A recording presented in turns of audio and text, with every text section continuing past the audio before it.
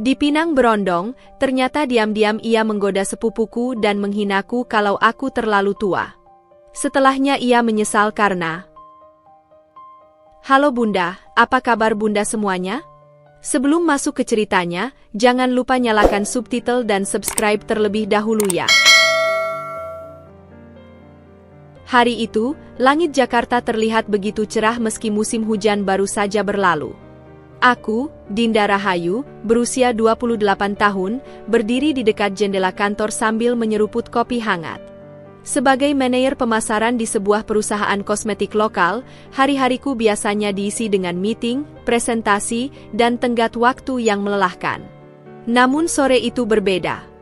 Perusahaan sedang mengadakan acara kolaborasi dengan vendor kreatif, dan aku bertugas sebagai koordinator. Ruangan ber-AC itu dipenuhi suara obrolan dan tawa rekan-rekan kerja ketika seorang pria tinggi dengan kemeja putih lengan pendek masuk, membawa proposal dalam sebuah map coklat. Rambutnya yang hitam sedikit acak-acakan, seolah baru saja berlari melawan angin. Matanya yang tajam langsung menatap ke arahku, dan entah mengapa, dadaku berdegup sedikit lebih kencang. Dinda kan? Aku Bima dari tim kreatif Brando Studio, ujarnya sambil menyodorkan tangan. Suaranya dalam tapi hangat, seperti alunan bass yang nyaman didengar. Aku mengangguk, menjabat tangannya yang hangat. Iya, aku Dinda. Senang akhirnya ketemu langsung.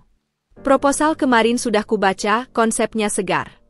Ia tersenyum lebar, dan untuk pertama kalinya, aku memperhatikan bahwa ia memiliki lesung pipi di sebelah kanan. Wah, makasih. Aku sempat khawatir konsepku terlalu berani buat klien konservatif. Kami pun terlibat dalam obrolan panjang tentang ide pemasaran. Aku terkesan dengan cara pikirnya yang out of the box, berbeda dari kebanyakan vendor yang cenderung bermain aman. Saat obrolan mulai mengalir, tanpa sadar aku menatap wajahnya lebih lama dari seharusnya. Kulitnya yang sawo matang terlihat sehat, dan senyumnya begitu menular. Kamu sering kolaborasi dengan brand kosmetik? Tanyaku, mencoba mengalihkan perhatian dari detak jantung yang mulai tak beraturan. Enggak juga, ini proyek pertamaku di bidang kecantikan. Biasanya aku handle F&B atau retail, jawabnya sambil tertawa. Jujur, aku sempat research produkmu dan baru sadar bahwa konsumen kosmetik itu kompleks. Harus bisa menangkap aspirasi mereka tapi tetap relatable. Aku mengangguk, terkesan dengan keseriusannya. Usiamu berapa, kalau boleh tahu? Kamu terlihat sangat muda tapi pemikirannya matang. Dia mengernyitkan dahi sejenak sebelum menjawab, 25. Kenapa? Kamu kira aku lebih muda? Aku tersipu. Sebenarnya, aku kira kamu lebih tua. Aku 28 Jadi kamu lebih tua 3 tahun. Potongnya, tapi ekspresinya sama sekali tidak berubah. Malah, ia tertawa kecil. Dinda, umur itu cuma angka. Aku lebih peduli sama isi kepala dan hati seseorang. Kalimat itu membuatku tersentak. Biasanya, pria seusianya, bahkan yang lebih tua, seringkali menjadikan usia sebagai bahan candaan atau bahkan kritik halus. Tapi Bima berbeda. Matanya tetap menatapku dengan hormat, bahkan ada semacam kekaguman di dalamnya. Saat acara hampir berakhir, ia mengajakku minum kopi di lobi. Aku suka cara berpikirmu. Boleh aku kontak kamu untuk diskusi proyek lain? Tanyanya sambil mengeluarkan ponsel. Aku mengangguk, memberinya nomorku tanpa ragu. Malam itu, ketika aku sudah berada di rumah, sebuah pesan masuk. Thanks buat hari ini. Aku jarang ketemu orang yang ngobrolnya nyambung kayak kamu. By the way, kamu cantik banget pas lagi serius bahas marketing strategi tadi. Pesan itu membuat pipiku memanas. Aku tidak tahu ini akan menjadi awal dari kisah cinta yang indah, atau justru awal dari mimpi buruk yang akan menghancurkanku perlahan. Tapi saat itu, di bawah lampu kamar yang temaram, dengan senyum bodoh mengembang di wajah, aku hanya bisa membalas. Aku juga senang ngobrol sama kamu. Kapan-kapan kita lanjutin diskusinya. Dan begitulah cerita kami dimulai. Waktu terus bergulir dengan cepat setelah pertemuan pertama kami di acara kantor itu. Bima dan aku semakin sering bertemu, awalnya memang sekadar membahas proyek kolaborasi antara perusahaanku dan studio kreatifnya. Namun, tanpa kusadari, obrolan profesional kami mulai beralih ke topik-topik yang lebih personal. Kami sering menghabiskan sore di kafe-kafe kecil, bercerita tentang masa kecil, keluarga, dan mimpi-mimpi kami. Setiap kali matanya berbinar saat membicarakan passionnya di dunia desain, hatiku selalu bergetar dengan cara yang aneh. Suatu malam, setelah presentasi besar yang sukses, Bima mengajakku makan malam di restoran Italia kecil di kawasan Menteng. Cahaya lilin yang redup menari-nari di antara gelas wine kami, menciptakan suasana yang begitu intim. Aku masih mengenakan blazer kerja, rambutku yang biasanya rapi sudah mulai mengembang karena kelelahan seharian. Tapi Bima terus menatapku seolah aku adalah wanita tercantik di dunia. "Dinda, aku punya sesuatu yang ingin kubicarakan," ujarnya tiba-tiba, suaranya lebih serius dari biasanya. Tangannya yang sedang memegang garpu berhenti bergerak, dan napasku ikut tertahan. Aku menelan ludah. "Ada apa?" Dia menghela napas panjang sebelum mengeluarkan sebuah kotak kecil dari saku jaketnya. Saat kotak itu terbuka, sebuah cincin berlian sederhana namun elegan berkilau di bawah cahaya lilin. Mataku langsung berkaca-kaca. Aku tahu ini mungkin terburu-buru. Kita baru kenal setahun. Tapi dia berhenti sejenak, menatapku dalam-dalam. Aku tidak pernah bertemu seseorang yang membuatku merasa sekomplet ini. Kamu menginspirasiku, mendukungku, dan menerimaku apa adanya. Umur, latar belakang, semua itu tidak penting. Yang penting adalah, aku mencintaimu. Maukah kamu menikah denganku? Udara di sekitarku seakan menghilang. Kupandangi cincin itu, lalu wajahnya yang penuh harap. Di sudut restoran, seorang violis mulai memainkan lagu romantis, seolah dunia ikut mengatur momen ini untuk kami. Tapi di balik gejolak kebahagiaan, ada secarik keraguan yang mengusikku. Ibuku pernah berpesan, cinta itu butuh waktu, Dinda. Jangan terburu-buru. Dan aku ingat betul bagaimana ekspresi kakak perempuanku saat mengetahui perbedaan usia kami. Dia masih sangat muda, Din. Kamu yakin? Namun semua keraguan itu lenyap ketika kulihat mata Bima yang begitu tulus. Ini bukan tentang angka, seperti yang selalu dikatakannya. Ini tentang dua orang yang saling mencintai. Dengan tangan yang sedikit gemetar, aku mengulurkan jari manis kiriku. "Iya, aku mau." Senyumannya melebar, dan ia segera memasangkan cincin itu ke jariku. Saat bibirnya menyentuh punggung tanganku, aku merasakan getaran kebahagiaan yang begitu kuat. Esok harinya, kami mengunjungi orang tuaku di Bogor. Aku bisa melihat kerutan di dahi ayahku saat Bima menyampaikan niatnya untuk menikahiku. "Kalian sudah mempertimbangkan matang-matang?" tanya ayah dengan suara berat. "Bima, kamu masih sangat muda. Duniamu masih akan banyak berubah." Bima tidak goyah. "Pak, saya mengerti kekhawatiran Bapak. Tapi saya berjanji akan bertanggung jawab. Saya mencintai Dinda dengan sepenuh hati." Ibuku yang selama ini diam akhirnya berbicara, setelah mengamati kami berdua dengan cermat. "Yang penting kalian komitmen untuk saling memahami. Umur memang faktor, tapi bukan segalanya." Di hari yang sama, kami juga mengunjungi orang tua Bima di Jakarta Selatan.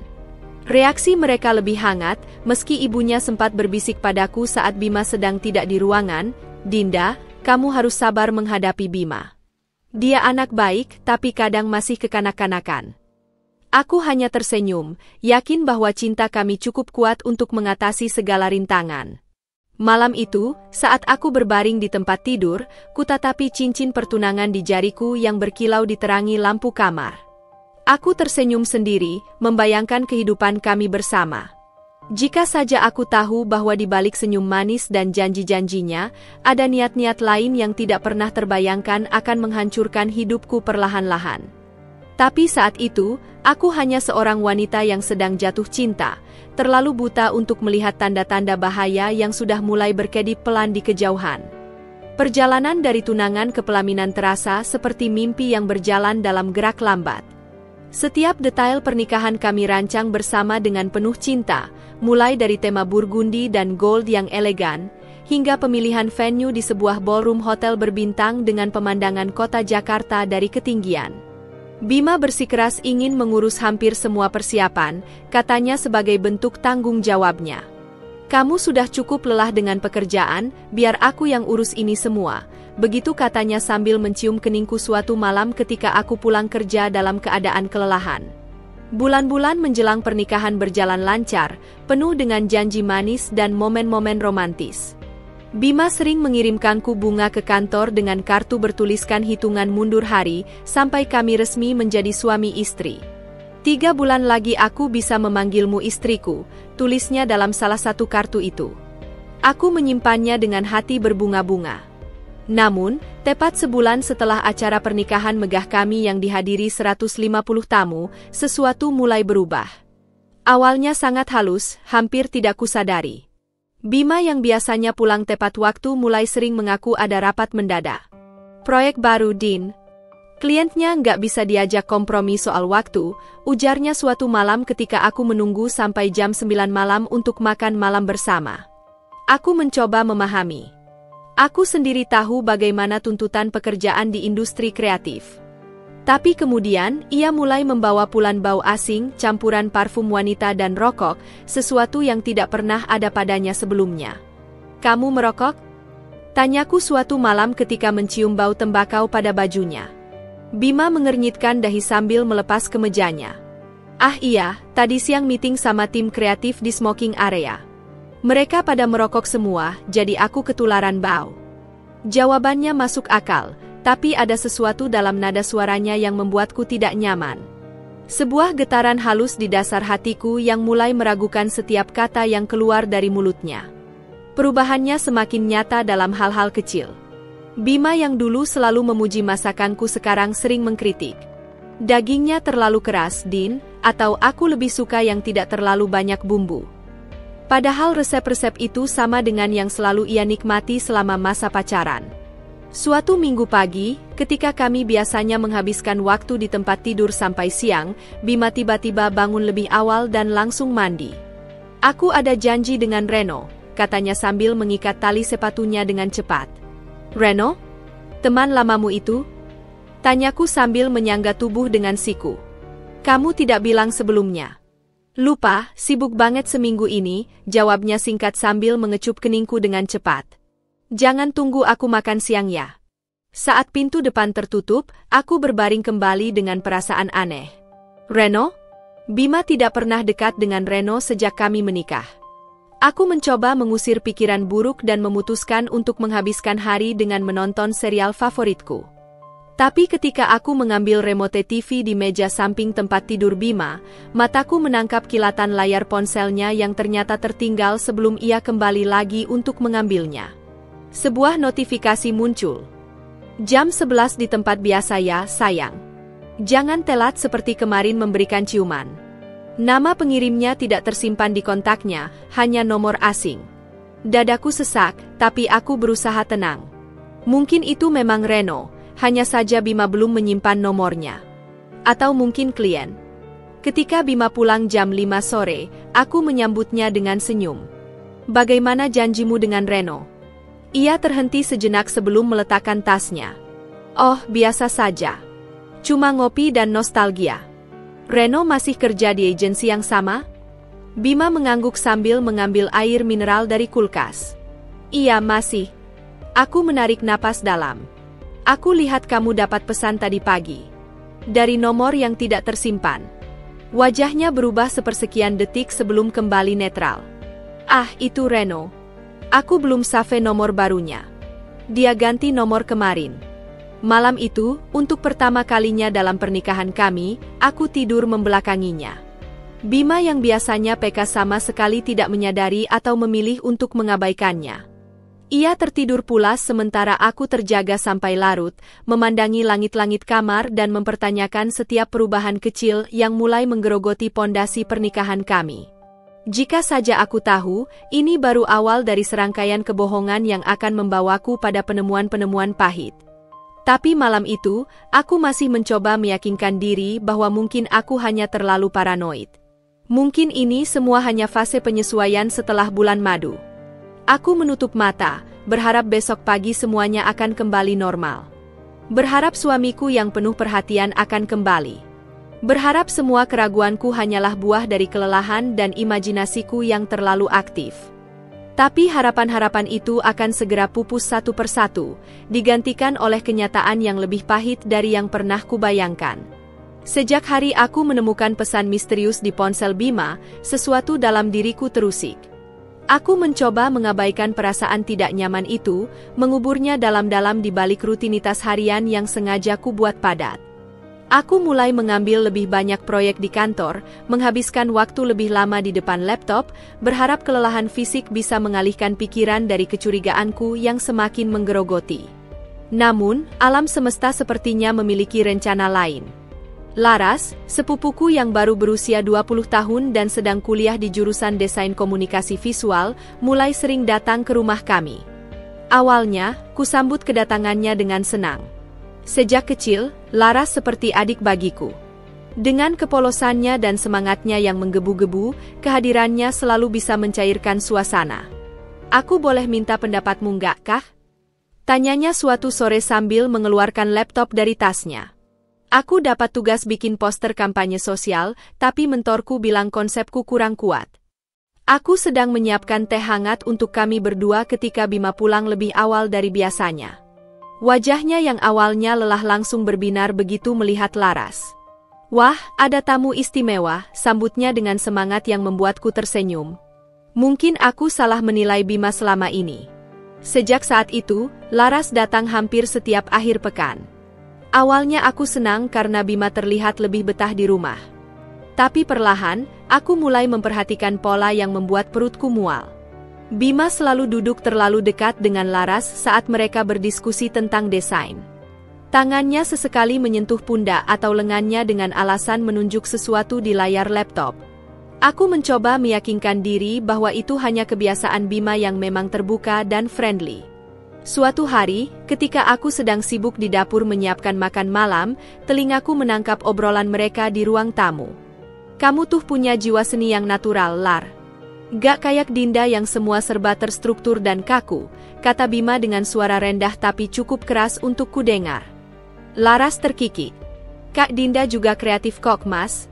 Cuma beda bidang aja." "Ah, tapi kamu lebih..." Bima berhenti sejenak, seolah mencari kata yang tepat. "Lebih menyala. Kayak ada energi muda yang gak bisa dibeli." Pisau di tanganku nyaris terlepas.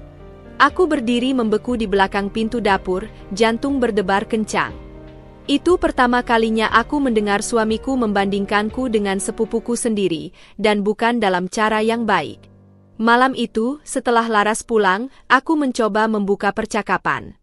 "Kamu kelihatan akrab banget sama Laras," kataku sambil melipat pakaian di kamar. Bima yang sedang bersandar di tempat tidur sambil memainkan ponselnya mengangkat bahu. "Dia anak yang cerdas. Aku cuma bantu arahin aja. Tadi aku dengar kamu bilang aku kaku dibanding dia." Bima mendadak duduk tegak. Matanya membesar sepersekian detik sebelum kembali normal. "Ah, kamu salah dengar, Din. Aku cuma bilang dia punya gaya berbeda.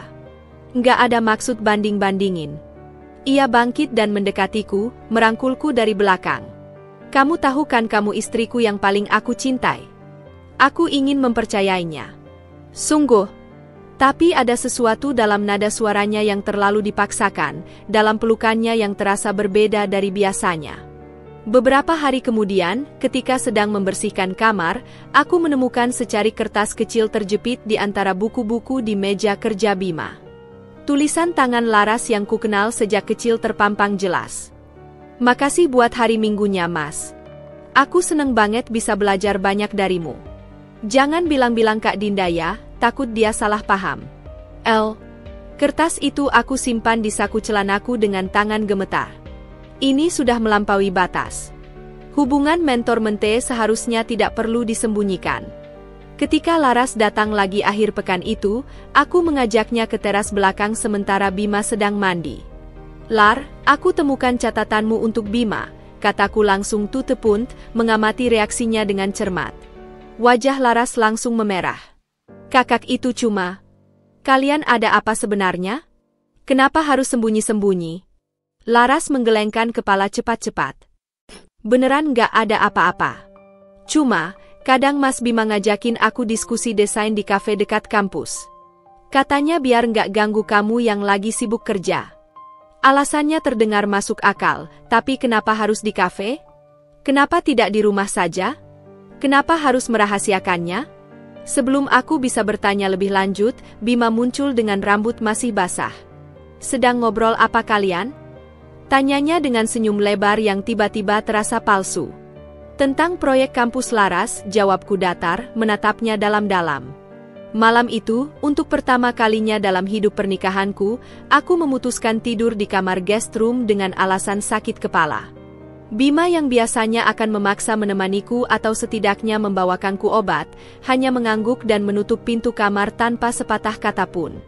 Dari balik jendela kamar guest room yang menghadap ke taman belakang, kulihat cahaya ponsel Bima menyala di kamar kami. Ia sedang mengetik sesuatu dengan intens, senyum kecil sesekali muncul di wajahnya. Aku menarik napas dalam.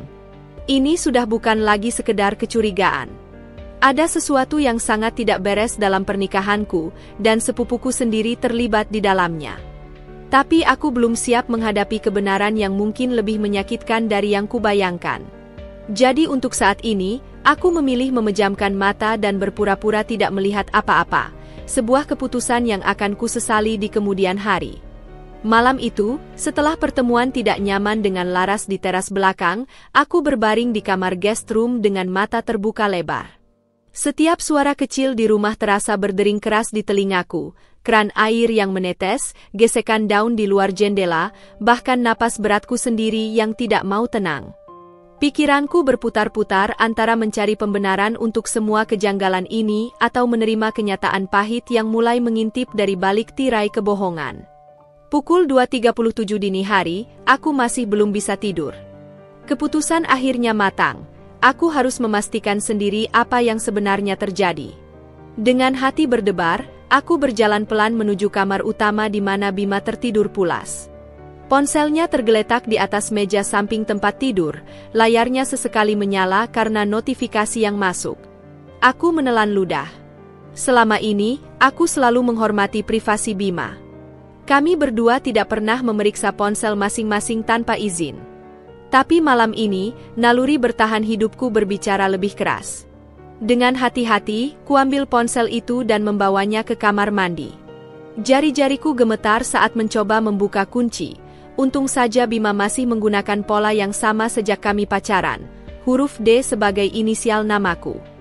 Aplikasi pesan instan langsung terbuka, dan yang pertama kulihat adalah percakapan dengan Laras. Tidak ada nama yang tersimpan, hanya nomor telepon dengan puluhan notifikasi belum terbaca. Pesan terakhir yang dikirim Laras jam 23.48. Aku takut Kak Dinda curiga. Besok aku nggak bisa ketemu. Tapi aku kangen. Pesan Bima membalas. Jangan khawatir. Dinda sibuk kerja besok. Kita bisa ketemu di studio jam 1. Jangan lupa bawa flashdisknya. Wajah dengan sebelah mata mengedip. Aku menekan bibirku kuat-kuat untuk menahan jeritan yang ingin keluar. Flashdisk? Studio? Apa sebenarnya yang mereka lakukan? Scroll ke atas, pesan-pesan sebelumnya lebih parah dari yang kubayangkan. Laras, aku suka cara kamu ngajarin aku, Mas. Beda banget sama dosen-dosen kampus. Dan yang paling membuat perutku mual. Bima, kamu tuh segar banget, Lar. Bikin aku jadi semangat terus. Dinda tuh udah mulai kelihatan tua, kerja melulu. Air mataku jatuh menetes ke layar ponsel. 3 tahun. Hanya selisih 3 tahun usiaku dengan Bima, dan itu tiba-tiba menjadi senjata untuk menyerangku. Aku terus menggulir ke atas, mencari tahu sejak kapan perselingkuhan emosional ini dimulai. Ternyata sudah sejak 2 bulan lalu, tepat seminggu setelah ulang tahun pernikahan kami yang pertama. Saat aku hendak menyimpan beberapa bukti dengan memotret layar, sebuah pesan baru masuk dari kontak bernama D. Mas, aku nggak bisa tidur. Aku kepikiran kita di studio kemarin memberikan ciuman. Aku membeku. D? Aku pikir itu mungkin aku sendiri, sampai kubuka detail kontaknya dan menemukan nomor yang sama sekali asing. Dengan gemetar, kucari di mesin pencarian, nomor itu terdaftar dengan nama Davina. Tanpa berpikir panjang, kubuka galeri fotonya. Di folder tersembunyi, ada puluhan screenshot chat mesra dengan berbagai wanita, beberapa bahkan mengenakan seragam kampus yang sama dengan Laras. Tapi yang paling menghancurkan adalah foto-foto Bima dan Laras berdua di sebuah kafe, tangannya menggenggam erat tangan sepupuku di atas meja. Aku menutup mulut kuat-kuat untuk menahan isak. Ponsel itu jatuh dari tanganku dengan suara berdebum, membuatku kaget. "Dinda? Kamu ngapain di sini?" Aku berbalik dengan cepat. Bima berdiri di pintu kamar mandi, matanya masih berkabut karena baru terbangun tapi perlahan mulai melebar saat melihat ponsel di tanganku. "Bisa kamu jelaskan ini?" Suaraku parau, mengangkat ponselnya yang sekarang menampilkan foto mesra mereka berdua. Wajah Bima berubah. Awalnya kaget, lalu marah. "Kamu memeriksa ponselku? Kamu nggak punya hak." "Aku nggak punya hak?" Suaraku mulai meninggi. "Aku istrimu. Dan kamu. Tanpa kusadari, air mata sudah mengalir deras di wajahku. Bima mengambil ponselnya dengan kasar. "Ini cuma salah paham. Aku cuma bantu Laras dengan tugas kuliahnya. Kamu paranoid banget, Din. Makanya aku bilang, perempuan tua kayak kamu itu." Tamparanku mendarat di pipinya sebelum ia bisa menyelesaikan kalimat itu. Suaranya bergema di kamar mandi kecil itu. "Pulangin saja aku ke orang tua." Rajuku, suara serak oleh tangisan. "Aku nggak mau lagi sama kamu." Bima memegang pipinya yang merah, wajahnya berubah dingin. "Kamu berlebihan. Nanti juga kamu akan minta maaf." Dia meninggalkanku sendirian di kamar mandi, pintu kamar utama dibantingnya dengan keras. Aku merosot ke lantai, tubuhku gemetar tidak terkendali. Di luar, hujan mulai turun dengan deras, menampar jendela-jendela rumah yang tiba-tiba terasa begitu asing. Aku memeluk lututku erat-erat, mencoba menenangkan diri. Satu hal yang kini jelas, pernikahanku sudah tidak bisa diselamatkan. Tapi sebelum aku membuat keputusan besar, aku perlu berbicara dengan Laras. Aku perlu mendengar pengakuannya langsung.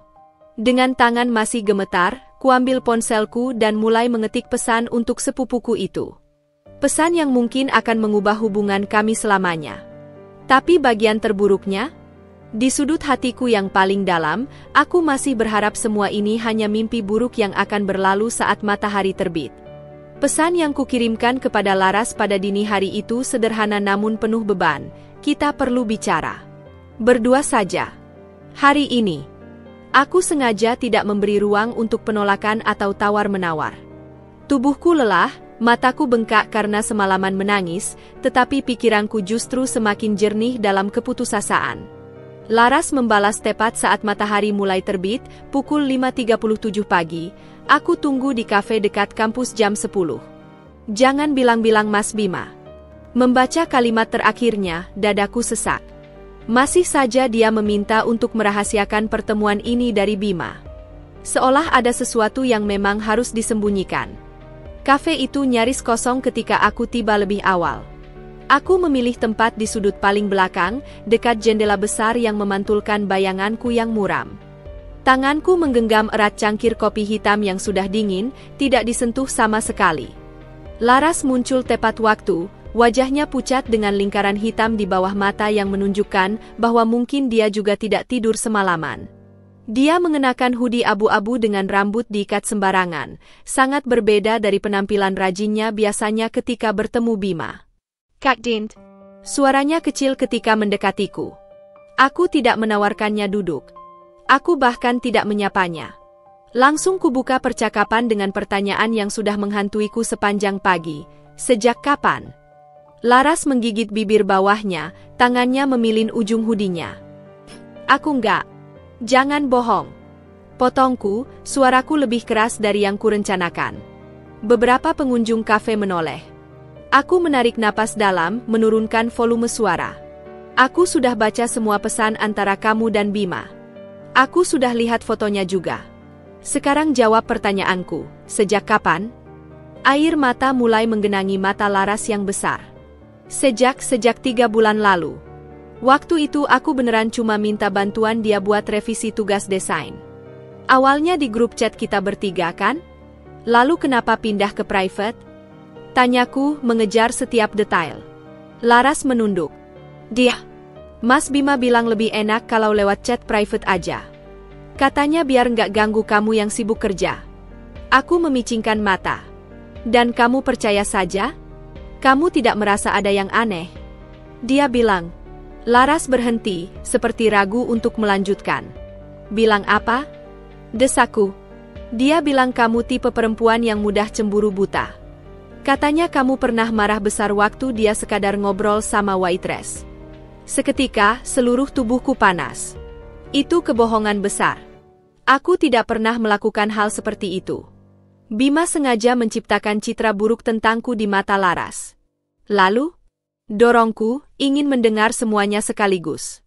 Laras mulai menangis. Aku nggak tahu kapan semuanya berubah.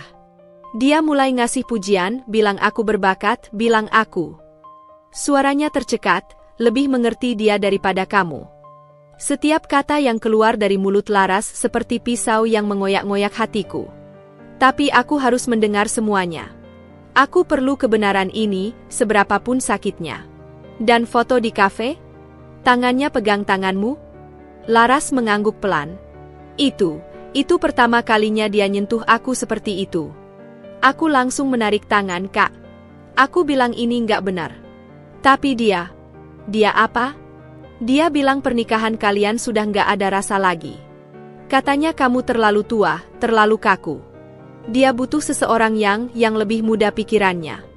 Mendengar kata-kata itu diucapkan ulang oleh Laras, rasanya seperti ditampar berkali-kali.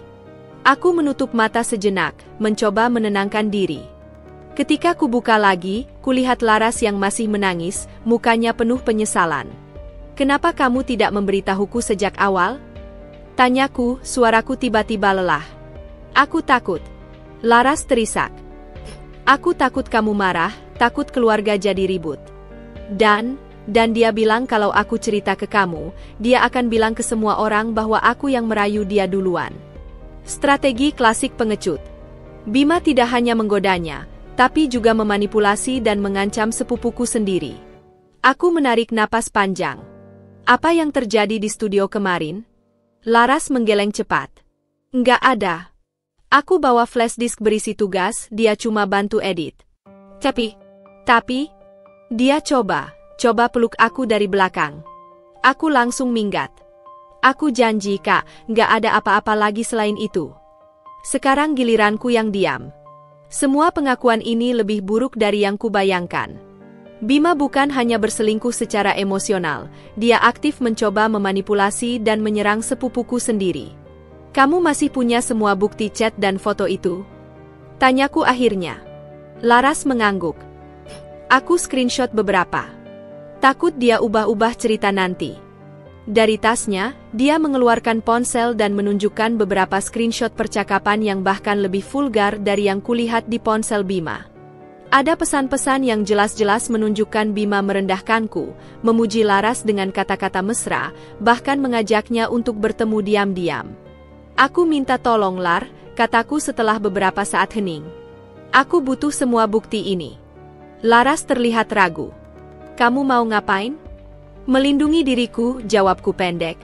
Dan melindungi kamu, juga perempuan lain yang mungkin jadi korban berikutnya. Laras mengangguk pelan, lalu mulai mengirimkan semua file itu ke ponselku melalui Bluetooth. Saat proses transfer berjalan, dia tiba-tiba bertanya dengan suara kecil. Kamu benci aku sekarang ya? Aku memandang sepupuku yang masih terlihat seperti anak kecil yang ketakutan itu. Di tengah semua sakit hati ini, aku masih bisa melihat bahwa Laras adalah korban juga.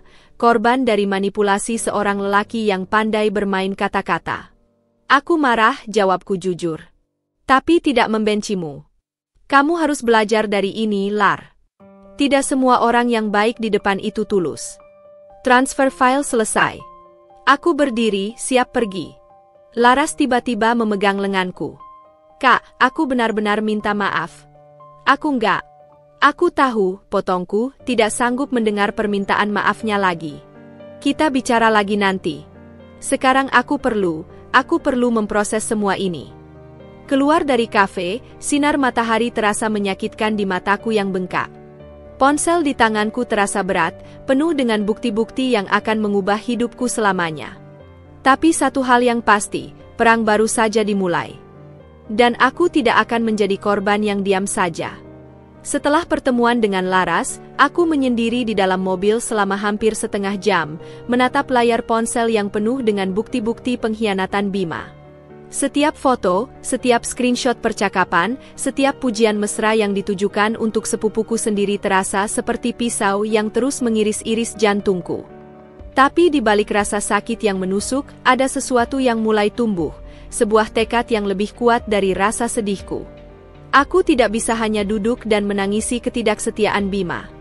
Aku perlu tahu seberapa jauh kebohongan ini telah berlangsung. Apakah hanya dengan Laras? Atau ada perempuan lain? Dengan tangan yang masih gemetar, aku membuka media sosial Bima. Selama ini aku jarang memeriksanya karena kami saling mempercayai. Kini, dengan niat berbeda, aku mulai menyelami setiap kolom komentar, setiap likes, setiap teman-teman baru yang tidak aku kenal. Tak butuh waktu lama untuk menemukan sesuatu yang mencurigakan. Di balik tab following-nya, ada puluhan akun perempuan muda, beberapa bahkan masih berstatus pelajar. Bukan itu saja, aku menemukan pola. Bima sering memberi like dan komen di foto-foto selfie mereka dengan pujian yang hampir sama persis dengan yang dia tujukan untuk Laras. Cantik natural. Semangat kuliahnya, nanti kalau ada tugas desain bisa minta bantuan aku. Kamu tuh beda dari cewek-cewek lain lebih. Aku menyimpan setiap bukti dengan screenshot. Tapi yang paling mengerikan adalah ketika aku membuka pesan-pesan di fitur DM Instagramnya. Bima ternyata menggunakan akun kedua yang tidak aku ketahui. Sebuah akun dengan nama samaran Bim_Grabhich, berpura-pura sebagai seorang desainer profesional yang sedang mencari model untuk proyek fotonya. Percakapannya dengan beberapa perempuan muda membuat perutku mual. Kamu punya aura yang unik. Cocok buat konsep proyek terbaruku. Mau ketemu buat diskusi lebih lanjut? Jangan khawatir, ini murni profesional. Tapi kalau kamu nyaman, kita bisa lanjut ngobrol santai setelah syuting. Beberapa bahkan mengirimkan foto-foto yang tidak pantas dan Bima, alih-alih menolak, justru membalas dengan pujian dan emotikon ciuman. Aku hampir muntah. Tapi penemuan paling mengejutkan ada di deep folder ponselku sendiri. Saat sedang mencari foto-foto lama untuk konfirmasi timeline perselingkuhannya, aku menemukan sesuatu yang luput dari perhatianku selama ini. Ada sebuah album tersembunyi berisi screenshot-screenshot percakapan Bima dengan teman-teman prianya dari setahun lalu, tepat sebelum kami menikah. Bima, gue emang mau nikah sama Dinda sih, soalnya dia udah mapan, keluarganya baik, dan bisa bantu karir gue. Temannya, tapi lo kan baru 25, belum pengen settle kan? Bima, lu taulah, nikah bukan akhir segalanya. Nanti juga gue bisa cari yang lebih muda kalau udah sukses. Pesan itu dikirim hanya 3 minggu sebelum hari pernikahan kami. Selama ini, pernikahan kami hanyalah sebuah sandiwara baginya, sebuah batu loncatan untuk kepentingan karir dan finansial. Aku menutup laptop dengan kasar, tubuhku gemetar tidak terkendali. Udara di dalam kamar terasa begitu pengap, seperti tidak cukup untuk paru-paraku yang sesak. Tanpa berpikir panjang, kuambil tas kecil dan mulai melemparkan beberapa barang penting ke dalamnya. Beberapa pakaian, dokumen-dokumen penting, laptop, dan ponsel berisi semua bukti pengkhianatan Bima. Aku tidak bisa tinggal di rumah ini satu malam lagi. Tidak setelah mengetahui semua kebenaran pahit ini. Ketika aku sedang asyik berkemas, pintu kamar tiba-tiba terbuka. Bima berdiri di sana dengan wajah bingung melihat kekacau balauan di kamar. Dinda, kamu mau kemana? Suaranya yang dulu selalu membuatku meleleh kini terdengar palsu dan menjijikkan. Aku bahkan tidak bisa menatap wajahnya tanpa membayangkan betapa mudahnya dia berbohong padaku selama ini. Aku mau ke rumah orang tua, jawabku pendek, terus melanjutkan berkemas tanpa melihatnya. Bima mendekat, mencoba memegang pundakku. Apa-apaan ini? Kamu masih marah soal Laras kemarin? Itu kan cuma. Aku menghentak, menjauh dari sentuhannya. Jangan sentuh aku. Jangan pernah lagi menyentuh aku. Wajah Bima berubah merah. Kamu paranoid banget sih. Gue cuma bantu sepupu kamu aja, langsung dituduh macam-macam. Aku menarik napas dalam. Tiba-tiba, semua emosi yang kutanam selama ini meledak. Bima, aku tahu semuanya. Teriakku, suaraku pecah. Aku sudah baca semua pesanmu ke Laras. Aku sudah lihat foto-fotonya. Aku sudah cek akun Instagram samaranmu yang menjijikkan itu. Wajah Bima berubah pucat. Untuk pertama kalinya sejak kami bertemu, aku melihat ekspresi takut di wajahnya. Dinda, kamu salah paham. Jangan lagi bohong padaku. Potongku, air mata mulai mengalir deras. Aku bahkan sudah baca pesan-pesan kamu ke teman-temanmu sebelum kita menikah. Tentang bagaimana kamu hanya memanfaatkanku. Bima terdiam sejenak, lalu tiba-tiba ekspresinya berubah dingin. Kalau kamu sudah tahu segitu banyak, ya udah. Emang kenapa? Gue kan gak selingkuh beneran. Cuma ngobrol-ngobrol aja. Ketidakpeduliannya itu seperti tamparan terakhir yang membuatku benar-benar tersadar. Tidak ada penyesalan. Tidak ada rasa bersalah. Dengan tenang yang mengejutkan bahkan bagi diriku sendiri, kuambil tas yang sudah siap dan berjalan menuju pintu. Kamu akan menerima surat cerai besok. Jangan coba-coba menghubungiku atau keluargaku. Bima tertawa sinis. Kamu pikir gue bakal ngejar-ngejar perempuan tua kayak kamu? Pergi aja. Nanti juga kamu nyesal dan balik minta maaf. Aku tidak membalas. Aku hanya membanting pintu depan dengan keras, meninggalkan rumah, dan kehidupan pernikahan, yang ternyata hanyalah ilusi belaka. Udara malam yang dingin menyambutku di luar. Dengan langkah pasti, aku menuju mobil dan segera menyetir menjauh. Di kaca spion, aku melihat bayangan Bima masih berdiri di pintu, tapi aku tidak menoleh. Malam ini adalah akhir dari sebuah bab kehidupan. Dan besok akan menjadi awal dari perjuanganku untuk mendapatkan keadilan. Mobil meluncur pelan di jalanan Jakarta yang sudah mulai sepi, air mata mengaburkan pandanganku hingga beberapa kali hampir saja menabrak pembatas jalan. Tanganku menggenggam kemudi dengan kaku, sementara pikiran berputar liar antara amarah, kesedihan, dan rasa malu yang begitu dalam. Bagaimana bisa aku, Dinda Rahayu yang selalu percaya diri itu, tertipu begitu lama oleh seorang Bima? Rumah orang tuaku di kawasan Pondok Indah masih terang ketika aku tiba pukul 11 malam. Ibu yang sedang duduk di teras depan langsung berdiri ketika melihat mobilku masuk dengan kasar ke halaman. Dinda? Ada apa nak? Tanyanya dengan suara bergetar, matanya langsung menyoroti tas kecil dan wajahku yang bengkak karena tangisan. Aku tidak bisa menjawab. Tubuhku gemetar tak terkendali ketika aku merangkul ibu erat-erat, melepas semua tangisan yang selama ini kutahan. Aduh anakku. Ibu membelai rambutku pelan. Ayo masuk dulu. Ayah juga belum tidur. Di ruang keluarga, dengan secangkir teh chamomile hangat yang dibuat ibu, aku menceritakan semuanya. Mulai dari pesan-pesan mesra Bima ke Laras, akun Instagram samarannya, hingga kebohongan besar di balik pernikahan kami. Setiap kata yang keluar terasa seperti mengupas luka yang masih sangat segar. Ayah yang biasanya tenang kini berdiri dengan wajah merah padam. Aku akan temui dia besok pagi juga. Ibu sudah bilang dari dulu, bisik ibu sambil mengelus punggungku. Laki-laki muda seperti itu biasanya belum siap berumah tangga. Mendengar itu, air mataku makin deras. Ibu memang selalu meragukan Bima sejak awal, tapi aku terlalu keras kepala untuk mendengarkan. Pukul 1 pagi, ketika aku sudah berbaring di kamar lamaku yang masih sama seperti sebelum menikah, ponsel berdering tak henti-hentinya. Bima. Aku mematikan ponsel tanpa menjawab. Tapi tak sampai 5 menit, ponsel ibu yang berada di meja sampingku menyala dengan nomor yang sama. Biarkan ibu yang bicara, kata ibu sambil mengambil telepon. Suara Bima dari seberang terdengar keras bahkan tanpa speaker. Bu, Dinda ada di situ kan? Bilangin dia jangan lebay. Aku cuma ngobrol biasa sama cewek-cewek itu. Ibu tak menjawab, hanya mendengarkan dengan wajah semakin kerasa. Udah deh, pulang aja sini. Besok kan hari kerja, masak ia kabur gitu aja? Emangnya anak kecil. Ibu akhirnya bicara dengan suara dingin yang bahkan membuatku terkejut. Bima, kamu sudah melampaui batas.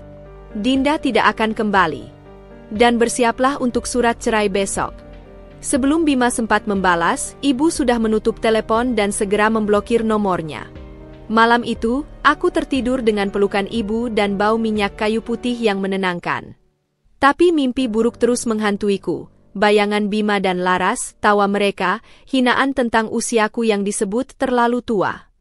Pukul 7 pagi, aku terbangun oleh suara berisik di depan rumah. Ketika membuka jendela, kulihat Bima sedang berdebat dengan satpam kompleks yang tidak mengizinkannya masuk. "Dinda, keluar sini. Kita perlu bicara," teriaknya dengan suara kasar.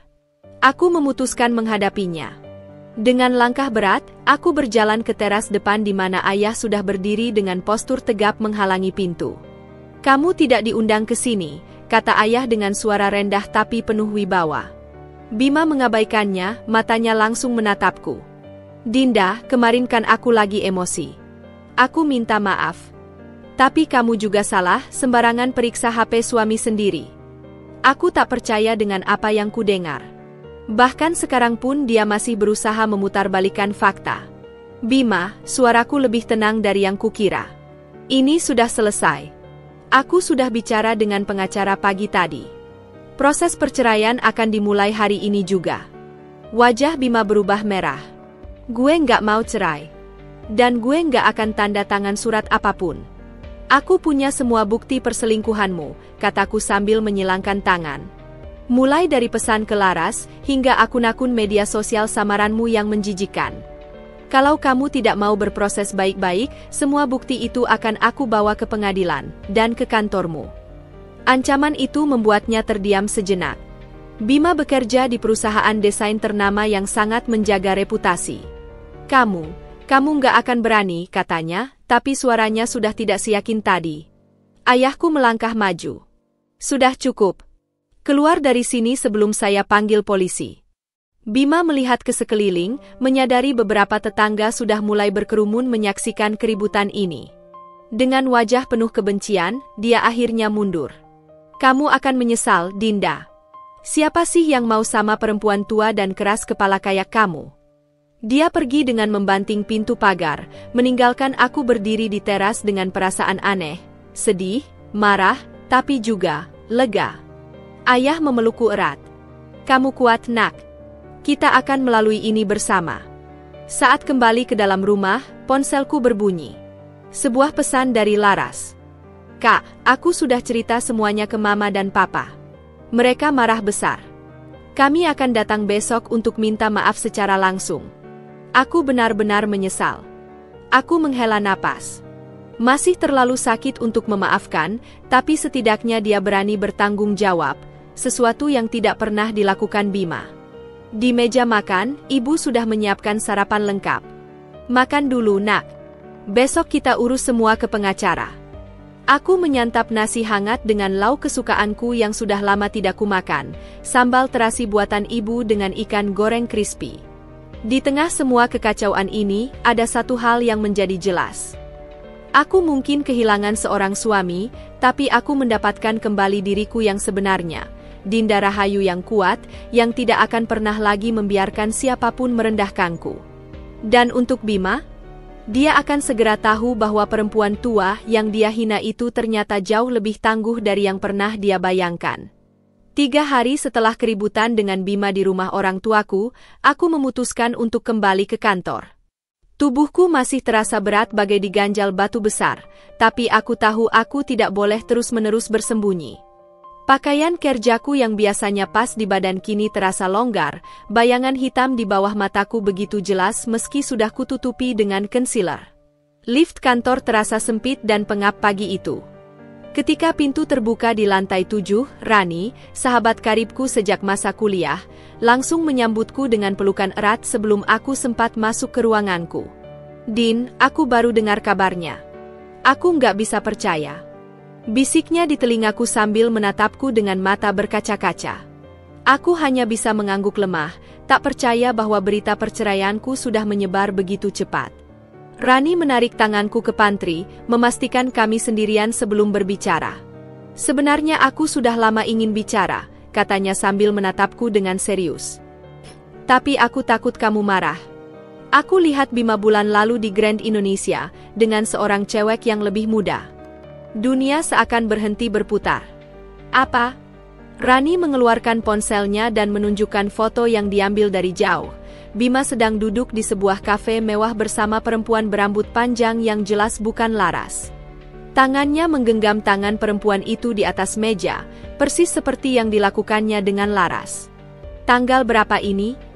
tanyaku dengan suara serak. 3 minggu yang lalu, jawab Rani.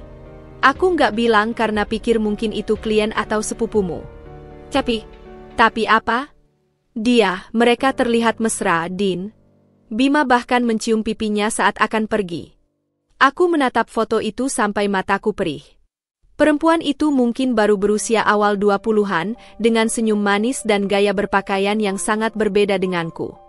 Tanggal di foto itu, hanya 2 hari setelah ulang tahun pernikahan kami, saat Bima bilang harus lembur sampai malam. Rani memegang bahuku. "Aku sudah tanya ke teman yang kerja di hotel sebelah.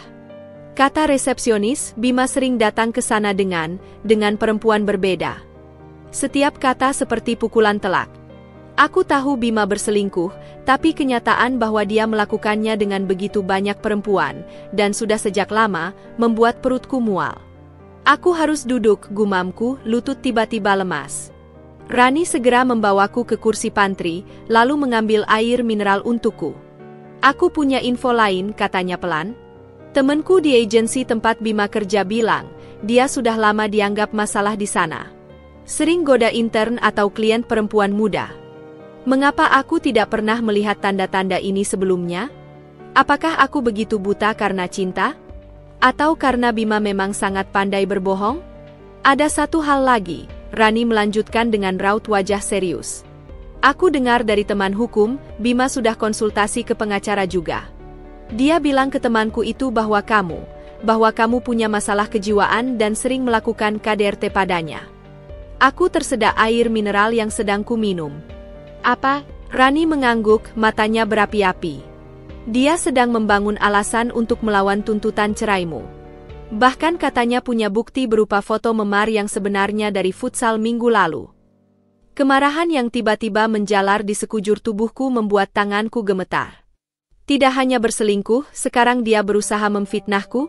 "Kita harus bertindak cepat," kata Rani sambil memegang tanganku erat. "Kumpulkan semua bukti perselingkuhannya. Aku akan bantu." Saat itulah ponselku berdering. Sebuah nomor tidak dikenal. "Dinda Rahayu?" Suara perempuan di seberang. "Iya, siapa ini?" "Saya Davina, salah satu korban Bima," suaranya bergetar. "Saya dapat kontak Anda dari Laras. Bisa kita bertemu? Saya punya informasi penting." Rani yang mendengar percakapan itu langsung mengangguk mantap. Kami sepakat bertemu dengan Davina 1 jam kemudian di kafe dekat kantor. Davina ternyata adalah mahasiswi semester akhir di kampus seni tempat Bima kadang mengajar sebagai dosen tamu. Perempuan muda itu dengan malu-malu menunjukkan serangkaian pesan vulgar dari Bima, termasuk janji untuk mempromosikan karyanya jika mau bersikap manis padanya. "Saya hampir terjebak," akunya sambil menunduk. "Tapi teman saya yang lain sudah diperdaya. Dia bahkan sampai hamil." Rani dan aku saling pandang, sama-sama terkejut. "Yang mana?" tanyaku, suaraku nyaris tidak keluar. Davina menunjukkan foto di ponselnya. Seorang perempuan muda dengan mata sayu, duduk di klinik bersalin. Dia malu untuk bicara sendiri. Tapi saya bisa minta dia memberikan kesaksian tertulis jika diperlukan. Aku menarik napas dalam-dalam. Semakin dalam kami menyelam, semakin banyak bangkai yang muncul. Bima bukan hanya suamiku yang tidak setia, dia adalah predator yang memanfaatkan posisi dan pesona untuk memanipulasi perempuan-perempuan muda. "Ada satu hal lagi," Davina melanjutkan. "Bima punya kebiasaan merekam saat berhubungan intim dengan beberapa korban. Dia ancam akan menyebarkan rekaman itu jika ada yang berani melaporkannya." Rani langsung mengutuk keras. Aku merasa dunia berputar. Selama ini aku tidur dengan seorang lelaki yang bahkan tidak kukenal sama sekali. "Kamu berani menjadi saksi?" tanyaku pada Davina. Dia mengangguk pelan. "Saya sudah bicara dengan 2 korban lain. Kami semua bersedia. Sudah cukup kami diam karena malu." Saat kembali ke kantor, kepalaku penuh dengan informasi baru yang mengejutkan. Tapi satu hal yang jelas, pertempuran ini baru saja berubah dari perceraian sederhana menjadi perang besar untuk keadilan. Aku segera menghubungi pengacaraku, Burika, dan menceritakan semua perkembangan terbaru. Wajahnya semakin serius mendengarkan setiap detail. Ini sudah bukan lagi kasus perdata biasa, katanya melalui telepon. Dengan bukti-bukti pemerasan dan kemungkinan pelanggaran UU ITE, kita bisa laporkan ke kepolisian. Tapi kamu harus siap mental, prosesnya akan panjang dan melelahkan. Aku melihat foto pernikahanku dengan Bima yang masih tersimpan di meja kerja. Wajahnya yang tampan dan senyum menawannya kini terasa begitu palsu. Saya siap, jawabku tegas. Tidak hanya untuk diriku sendiri, tapi untuk semua perempuan yang dia sakiti. Malam itu, di rumah orang tuaku, aku menyusun semua bukti dengan teliti. Dari pesan-pesan mesra, foto-foto, hingga kesaksian Davina dan korban lainnya. Setiap dokumen adalah senjata dalam pertempuran yang harus aku menangkan. Ibu mengetuk pintu kamarku, membawakan semangkuk sup hangat. Sudah makan, Nak? Aku menggeleng, masih asyik dengan dokumen-dokumen. Ibu duduk di sebelahku, matanya penuh keprihatinan. Ayah sudah telepon temannya di kepolisian. Besok kita bisa langsung ke sana untuk laporan resmi. Aku mengangguk, tiba-tiba merasa sangat lelah. Semua ini seperti mimpi buruk yang tidak kunjung usai. Kenapa ya, Bu? Bisikku, suaraku pecah. Kenapa aku tidak melihat siapa dia sebenarnya dari awal? Ibu memelukku erat. Karena kamu melihat dengan hatimu, Nak. Bukan salahmu ada orang jahat di dunia ini. Di luar jendela, hujan mulai turun deras, memecah keheningan malam. Besok akan menjadi hari baru, hari di mana aku tidak lagi menjadi korban, tapi seorang pejuang. Dan untuk Bima, dia akan segera tahu bahwa perempuan tua yang diremehkannya itu justru akan menjadi orang yang menghancurkannya. Acara kumpul keluarga besar di rumah tanteku di Bandung seharusnya menjadi penyegaran setelah minggu-minggu penuh tekanan. Udara pegunungan yang sejuk, makanan rumahan yang lezat, dan canda tawa bersama sepupu-sepupu yang sudah seperti saudara kandung sendiri, semua itu kurindukan untuk menyembuhkan luka hatiku yang masih segar. Tapi ternyata, alam semesta masih menyimpan kejutan pahit untukku. Awalnya semua berjalan baik. Keluarga besarku menyambutku dengan pelukan hangat dan kata-kata penyemangat. Kami selalu di sini untukmu, Dinda, kata Tante Ira sambil menepuk pundakku. Sepupu-sepupuku yang lain dengan bijak menghindari topik perceraian, menggantinya dengan cerita-cerita lucu masa kecil kami. Sampai kemudian, di tengah makan malam, Bima tiba-tiba muncul di pintu depan dengan wajah masam. Aku diundang Tante Ira, katanya singkat ketika semua mata tertuju padanya. Tante Ira, yang duduk di sebelahku, terlihat bingung. Aku hanya bilang kalau kita akan kumpul keluarga hari ini, Bima. Tidak secara khusus. Aku tetap bagian dari keluarga ini, potong Bima dengan suara keras, lalu langsung mengambil piring dan mengisinya dengan makanan tanpa diundang. Suasana yang tadinya hangat tiba-tiba berubah tegang. Aku bisa merasakan pandangan semua orang bolak-balik antara aku dan Bima. Aku memilih untuk mengabaikannya, fokus pada percakapan dengan sepupuku, Rudi, tentang pekerjaannya yang baru. Tapi telingaku tetap menangkap bisikan-bisikan Bima ke sepupu-sepupuku yang lain di ujung meja. Dinda tuh sekarang jadi gila kontrol, gumamnya pada Denny, sepupuku yang paling muda. Mau ngapain aja harus lapor, gak boleh punya teman cewek, tiap hari cuma ngurusin kerjaan. Denny yang tahu cerita sebenarnya hanya mengernyitkan dahi. Loh, katanya kan kamu yang? Gue sih udah nggak tahan, Bima melanjutkan dengan suara cukup keras untuk didengar setengah meja. Cewek tua banget sih, masak umur segitu masih posesif banget? Lagian kan selisih kita cuma 3 tahun, tapi dia berlagak kayak emak-emak. Garpu di tanganku berhenti bergerak. Seluruh tubuhku terasa panas, tapi aku berusaha tetap tenang. Tidak di sini. Tidak di depan keluarga besar. Tapi Bima terus saja. Makanya gue nggak salah kalau cari yang lebih muda. Yang fresh, nggak banyak maunya. Itu sudah melampaui batas. Aku meletakkan alat makan perlahan, lalu berdiri. Semua mata tertuju padaku. Bima, suaraku tenang tapi memotong. Kamu datang ke sini untuk apa sebenarnya? Dia menyeringai. Kan sudah kubilang, kumpul keluarga. Atau sekarang aku sudah nggak boleh lagi? Boleh saja. Tapi menghina istri, mantan istrimu, di depan keluarga besar? Itu tindakan pengecut. Ruangan menjadi senyap. Bima bangkit dari kursinya, wajahnya memerah. Siapa yang pengecut? Kamu yang nyebarin aib keluarga ke pengacara, ke polisi, bahkan ke kantorku. Aku hanya menyampaikan fakta, jawabku, tetap tenang meski jantung berdebar kencang. Dan kamu tahu itu benar. Bukannya minta maaf, malah memfitnahku dengan tuduhan KDRT. Beberapa sepupu terlihat syok. Apa? Bima melaporkan Dinda? Bima mulai berkeringat. Itu karena dia yang mulai. Tante Ira tiba-tiba berdiri, wajahnya marah. Sudah cukup. Bima, kamu tidak diundang ke sini untuk membuat keributan. Dinda adalah keponakan kami, dan kami tahu betul karakternya selama puluhan tahun. Bima tertawa getir. Wajar kalian membelanya. Dia kan keluarga kalian. Gue cuma orang luar. Kamu bukan orang luar, sahut Om Hendra dengan suara berat. Kami menerimamu seperti keluarga sendiri. Tapi yang kamu lakukan pada Dinda, pada Laras, pada perempuan-perempuan lain itu tidak bisa dimaafkan. Bima terkejut. Jadi kalian semua sudah tahu? Dinda sudah memutar otak kalian ya? Aku mengambil napas dalam-dalam. Bukan aku yang memberitahu mereka, Bima. Mereka mendengar dari sumber lain, dari teman-temanmu yang merasa bersalah, dari korban-korbanmu, bahkan dari HRD kantormu sendiri. Wajah Bima berubah pucat. Kantornya? Jadi dia sudah dipecat? Kamu menghancurkan hidupku. Teriaknya tiba-tiba, menunjukku dengan jari gemetar. Aku menggeleng pelan. Kamu menghancurkan hidupmu sendiri. Aku hanya memastikan kamu tidak bisa melakukannya pada perempuan lain. Seketika, ekspresi Bima berubah. Air mata mulai mengalir di wajahnya, tapi bukan air mata penyesalan, melainkan kemarahan yang meluap. Kamu pikir kamu menang? Perempuan tua bangka seperti kamu nggak akan dapat laki-laki lagi.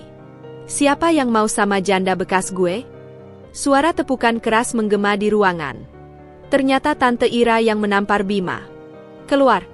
Teriak Tante Ira dengan suara yang belum pernah kudengar selama hidupku. Keluarlah dari rumah ini dan jangan pernah kembali.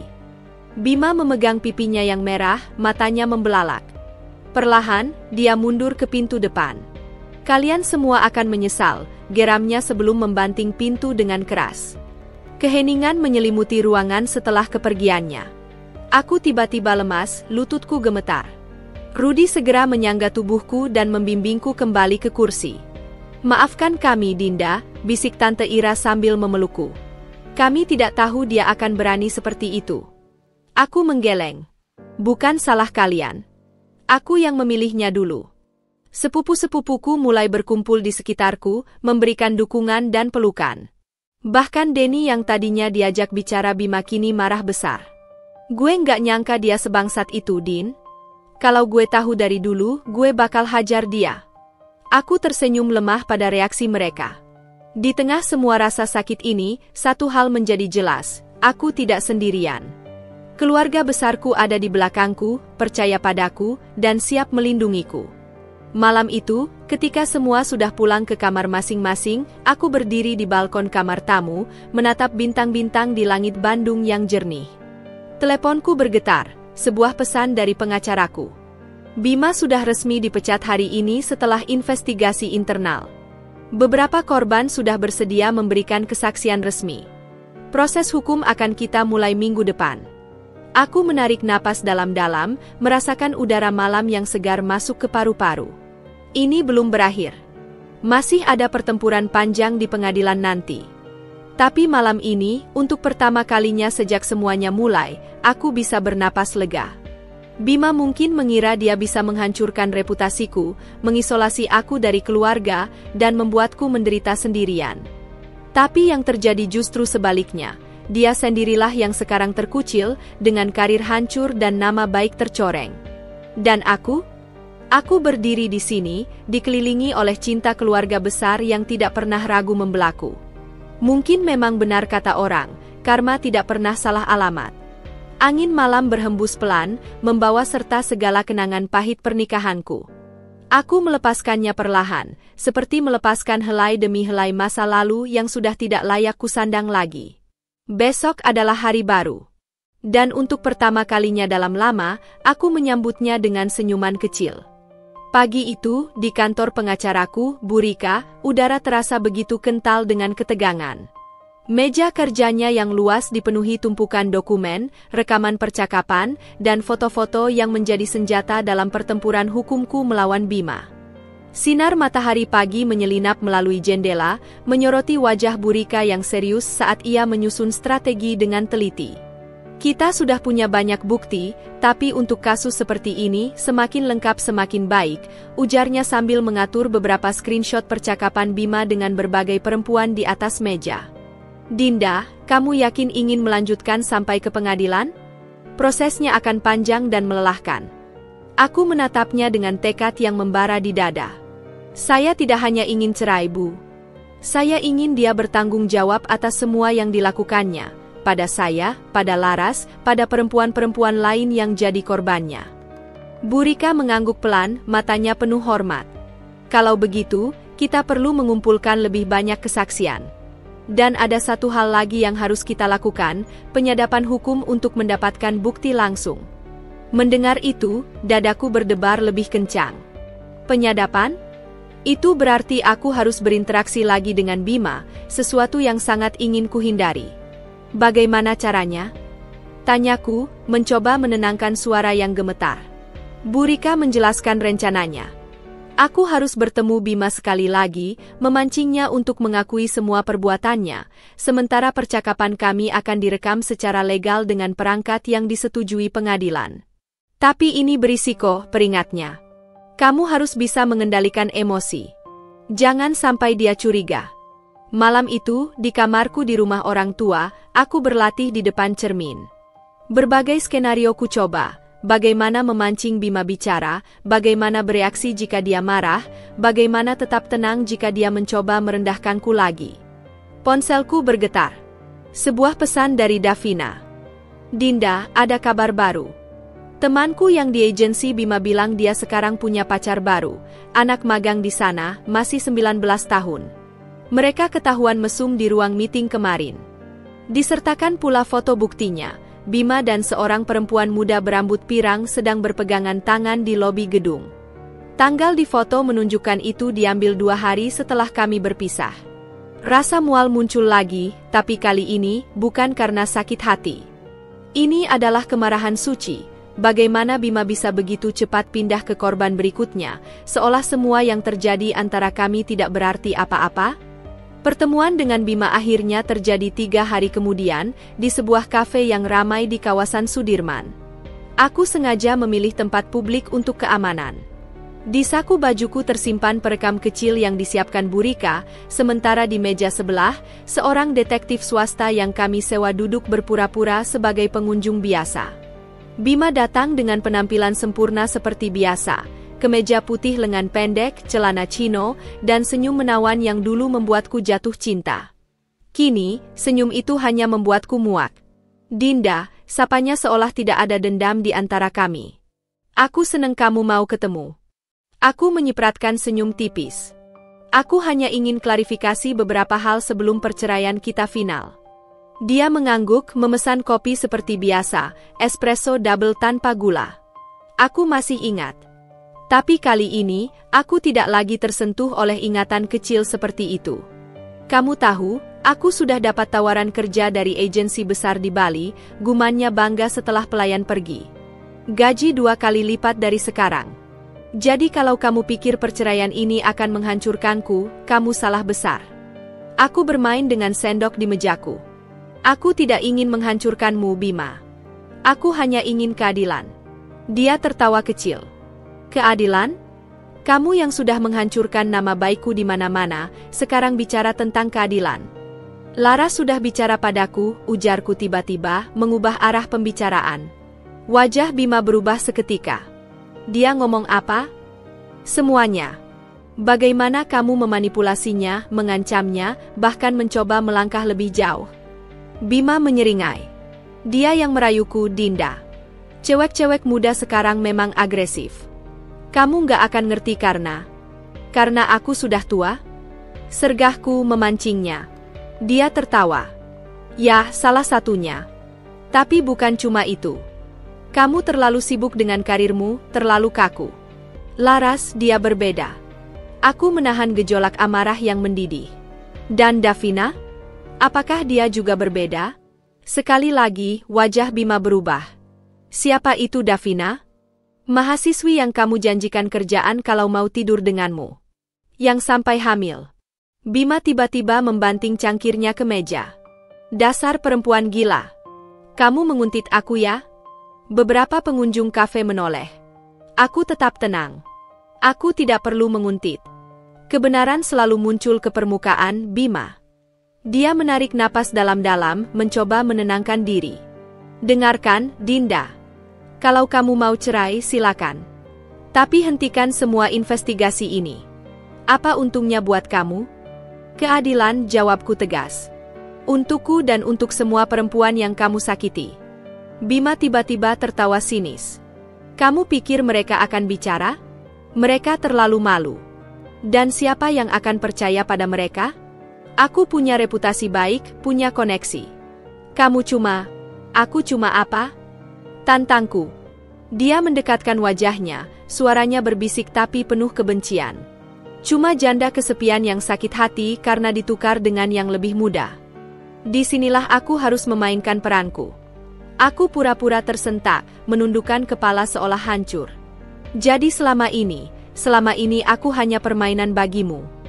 Bima mengira dia menang, melanjutkan dengan sombong. Awalnya sih enak juga punya istri mapan kayak kamu. Tapi lama-lama membosankan. Cewek-cewek muda itu, mereka membuatku merasa hidup lagi. Dan Laras? Kamu mencintainya? Dia mengernyitkan dahi. Laras? Ah, dia cuma salah satu dari banyaknya. Tapi ya, lumayanlah buat pemula. Setiap kata yang keluar dari mulutnya kini terekam dengan jelas. Aku bisa melihat Burika dari kejauhan, tersenyum kecil. Percakapan berlanjut selama 20 menit lagi, di mana Bima tanpa sadar mengakui banyak hal. Tentang bagaimana dia sengaja mencari perempuan muda yang mudah dimanipulasi, tentang janji-janji palsu untuk kemajuan karir mereka, bahkan tentang rekaman-rekaman tidak senonoh yang dia simpan sebagai jaminan. Ketika akhirnya kami berpisah, Bima masih dengan angkuhnya mengira dia memenangkan pertemuan ini. Sudah Din, move on saja. Aku sudah move on kok, katanya sambil menepuk pundakku seperti pada seorang anak kecil. Aku hanya tersenyum tipis. Kamu benar, Bima. Aku akan move on. Tapi bukan dengan cara yang kamu kira. Kembali di kantor Burika, kami mendengarkan rekaman itu berulang-ulang. Setiap pengakuan Bima terdengar lebih jelas dan lebih menjijikkan dari yang kuduga. Ini lebih dari cukup, kata Burika dengan puas. Dia bahkan mengakuan memiliki rekaman tidak senonoh tanpa persetujuan, itu sudah melanggar UU ITE. Davina dan 2 korban lain yang kami hubungi juga bersedia memberikan kesaksian tertulis. Bahkan HRD perusahaan Bima mengonfirmasi bahwa dia dipecat karena pelecehan seksual pada karyawan magang. Malam itu, di rumah, aku duduk di balkon kamarku menatap langit malam. Ponselku berdering, sebuah pesan dari nomor tak dikenal. Kamu menang, Dinda. Aku cabut laporan KDRT. Tapi ingat, ini belum berakhir. Aku menghapus pesan itu tanpa membalas. Biarlah Bima hidup dalam ketakutannya sendiri sekarang. Besok, kami akan mendaftarkan semua bukti ini ke pengadilan. Perjalanan masih panjang, tapi untuk pertama kalinya, aku merasa ada cahaya di ujung terowongan. Aku mungkin kehilangan seorang suami, tapi aku menemukan kembali diriku yang sebenarnya. Lebih kuat, lebih bijak, dan tidak akan pernah lagi membiarkan siapapun merendahkanku. Dan untuk Bima, dia akan segera tahu bahwa perempuan tua yang diremehkannya itu ternyata adalah orang yang akan menjatuhkannya. Hari itu, langit Jakarta terlihat mendung ketika aku melangkah keluar dari kantor polisi setelah menyerahkan semua bukti dan rekaman percakapan dengan Bima. Butiran hujan kecil mulai jatuh, membasahi jalanan yang sudah panas terik sepanjang siang. Aku menarik napas dalam-dalam, mencoba menenangkan diri yang masih gemetar setelah proses panjang memberikan keterangan. Tiba-tiba, dering telepon memecah konsentrasiku. Nomor yang tidak kukenal. Ibu Dinda? Suara perempuan tua di seberang terdengar dingin dan formal. Iya, dengan siapa? Ini Ibu Salma, ibunya Bima. Dadaku langsung sesak. Selama proses perceraian ini, mertuaku sama sekali tidak menghubungiku. Bahkan ketika Bima membuat laporan palsu tentang KDRT, mereka diam 1000 bahasa. Apa yang bisa saya bantu, Bu?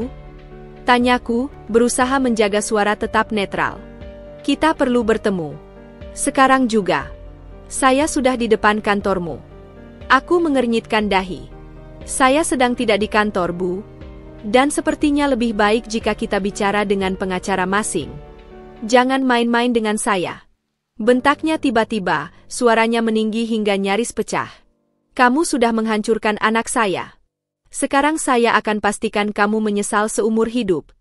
Telepon terputus tiba-tiba, meninggalkan aku berdiri di tengah hujan yang semakin deras dengan jantung berdebar kencang. Aku segera menelepon ayah dan menceritakan ancaman itu. Pulang sekarang.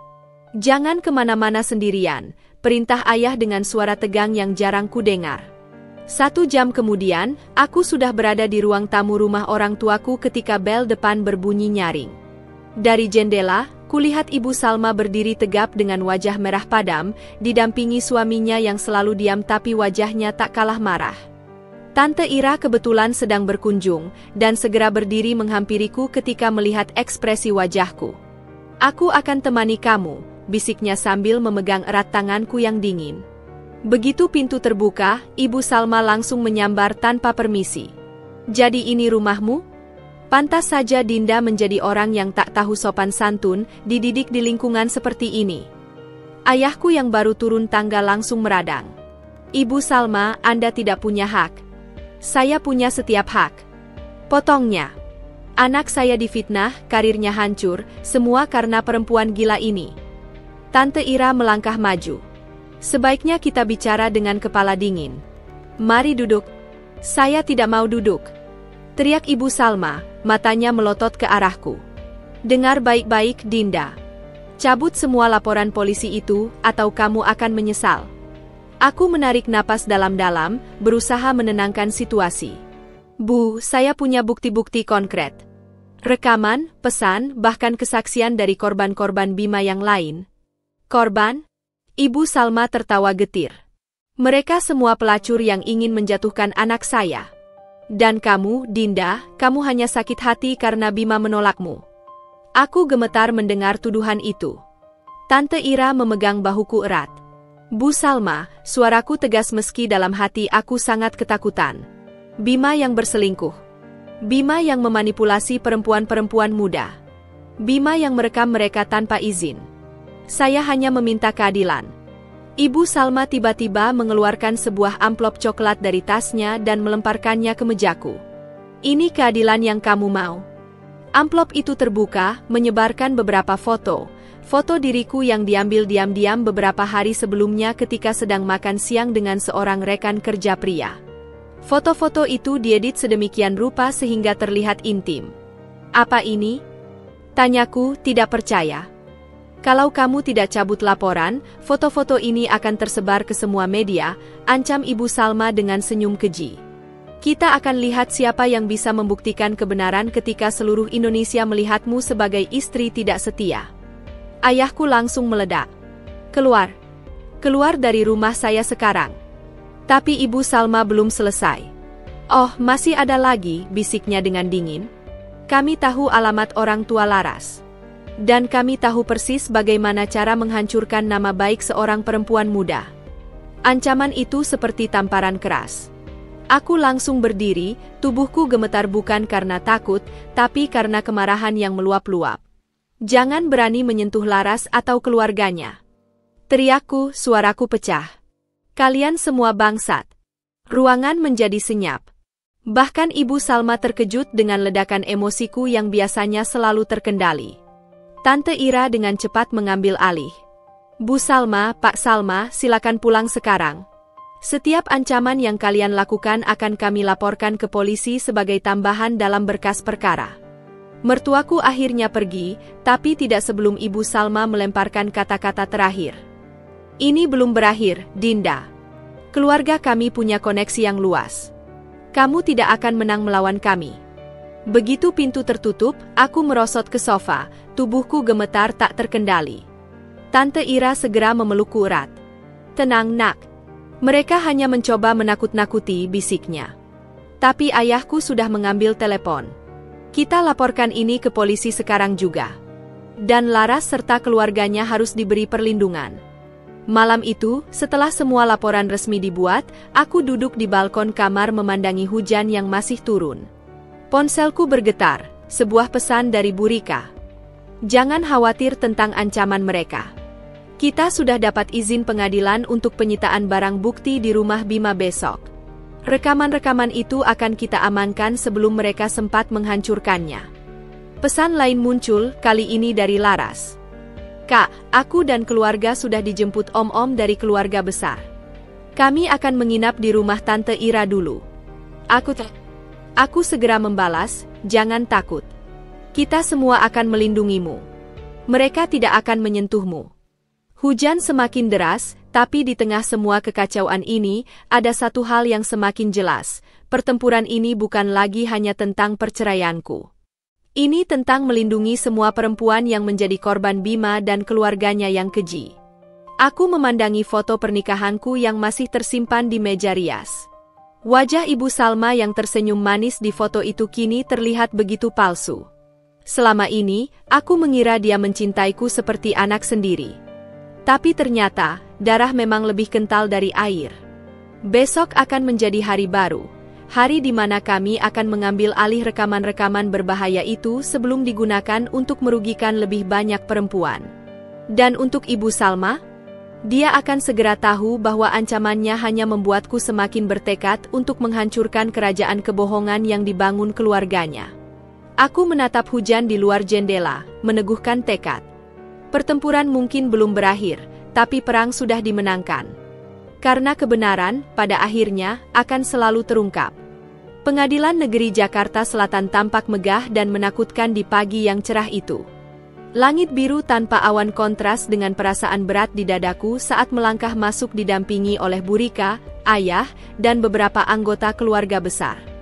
Di seberang ruangan, Bima duduk dengan rapi di samping pengacaranya, mengenakan setelan jas abu-abu yang membuatnya terlihat seperti seorang profesional terhormat, jauh dari kenyataan pria licik yang kukenal. Ibu Salma dan suaminya duduk di belakang, wajah mereka masam dan penuh kebencian setiap kali pandanganku tak sengaja bertemu dengan mereka. Persidangan perkara perdata nomor 347 PN Jakarta. Sel akan dimulai, ujar hakim dengan suara lantang yang menggema di ruangan berkayu mahoni itu. Proses persidangan berjalan alot selama berjam-jam. Pengacara Bima terus berusaha menggugat validitas bukti-bukti yang kami ajukan, menyebut rekaman percakapan sebagai pelanggaran privasi dan kesaksian para korban sebagai fitnah belaka. Tapi Bu Rika dengan sabar membantah setiap argumen mereka, mengajukan dokumen-dokumen pendukung dan analisis ahli teknologi informasi yang mengonfirmasi keaslian semua bukti. Ketika giliranku memberikan kesaksian, seluruh ruangan hening. Aku berdiri dengan tegak meski lutut gemetar, menceritakan secara rinci semua pengkhianatan Bima, dari perselingkuhannya dengan Laras, hingga upayanya memfitnahku dengan tuduhan KDRT palsu. Yang mulia, suaraku tegas meski dalam hati ingin menangis. Saya tidak hanya meminta keadilan untuk diri saya sendiri, tapi juga untuk semua perempuan lain yang menjadi korban perbuatan tergugat. Kami memiliki bukti bahwa Bima telah melakukan pelecehan seksual, pemerasan, dan pelanggaran UU ITE dengan menyebarkan konten intim tanpa persetujuan.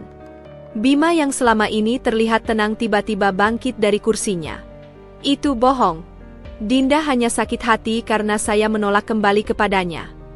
Hakim membanting palu. Tergugat harap tenang. Ini peringatan terakhir. Saat giliran para saksi korban lain memberikan kesaksian, ruangan pengadilan berubah menjadi ruang pengakuan yang menghancurkan. Davina dengan berani menceritakan bagaimana Bima memaksanya untuk berhubungan intim dengan janji pekerjaan. Seorang korban lain, Siska, bahkan menunjukkan bukti transfer uang yang dia lakukan setelah Bima mengancam akan menyebarkan video intimnya. Tapi momen paling mengharukan adalah ketika Laras berdiri di depan ruang sidang. Wajahnya pucat dan tangannya gemetar, tapi suaranya jelas ketika menceritakan manipulasi emosional yang dilakukan Bima. Dia bilang kalau saya tidak menuruti keinginannya, dia akan merusak hubungan saya dengan keluarga, terutama Kak Dinda yang seperti kakak kandung bagi saya, ujar Laras sambil sesekali menyeka air mata. Ibu Salma tiba-tiba berteriak dari bangku penonton, dasar perempuan tidak bermoral. Sebelum dikeluarkan paksa oleh petugas keamanan.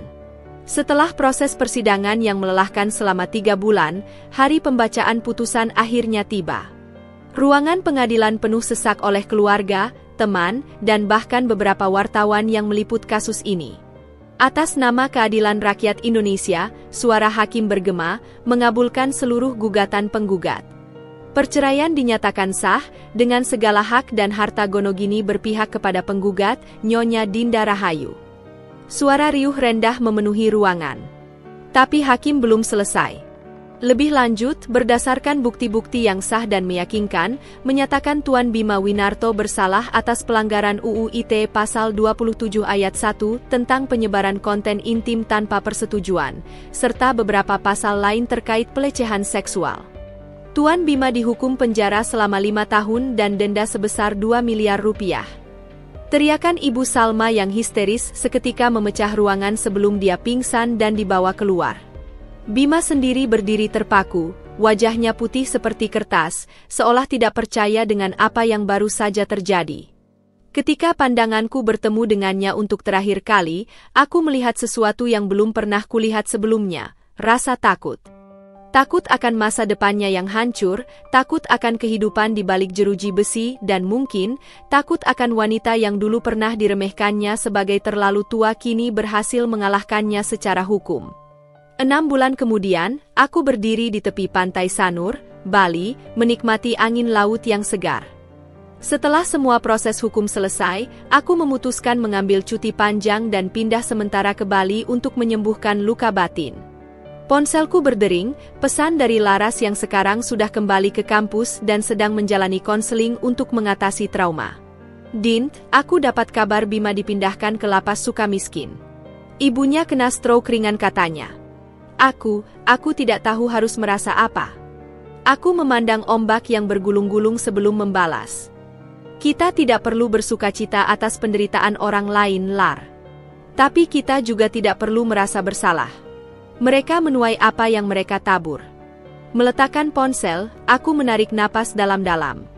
Udara laut terasa asin di bibir, membawa serta rasa pembebasan yang selama ini kutunggu.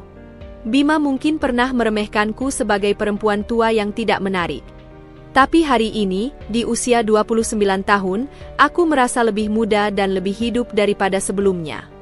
Aku sudah membuktikan pada dunia, dan terutama pada diriku sendiri, bahwa harga diri seorang wanita tidak ditentukan oleh angka usia atau pendapat orang lain. Sebuah pesan masuk lagi, kali ini dari Burika. Dinda, beberapa korban Bima yang lain sedang merencanakan support group untuk korban pelecehan seksual. Mereka ingin kamu menjadi salah satu pembicara. Tidak sekarang, tentu saja, ketika kamu sudah siap. Aku tersenyum, memandangi pantai yang mulai berkilauan oleh sinar matahari senja. Mungkin suatu hari nanti, aku akan berbagi ceritaku untuk membantu perempuan lain. Tapi untuk sekarang, yang kuinginkan hanyalah kedamaian. Di kejauhan, seorang anak kecil berlarian tertawa di tepi pantai, diikuti oleh ibunya yang tersenyum bahagia. Pemandangan sederhana itu tiba-tiba membuat hatiku hangat. Siapa tahu? Mungkin suatu hari nanti, aku juga akan menemukan cinta sejati yang tidak memandang angka usia, yang mencintaiku tulus untuk siapa diriku. Tapi sampai saat itu tiba, aku akan baik-baik saja. Karena pada akhirnya, kisah ini bukan tentang Bima. Bukan tentang pengkhianatan atau balas dendam. Ini tentang seorang perempuan yang menemukan kekuatannya kembali, yang belajar mencintai dirinya sendiri lebih dari apapun. Dan itu adalah kemenangan terbesarku.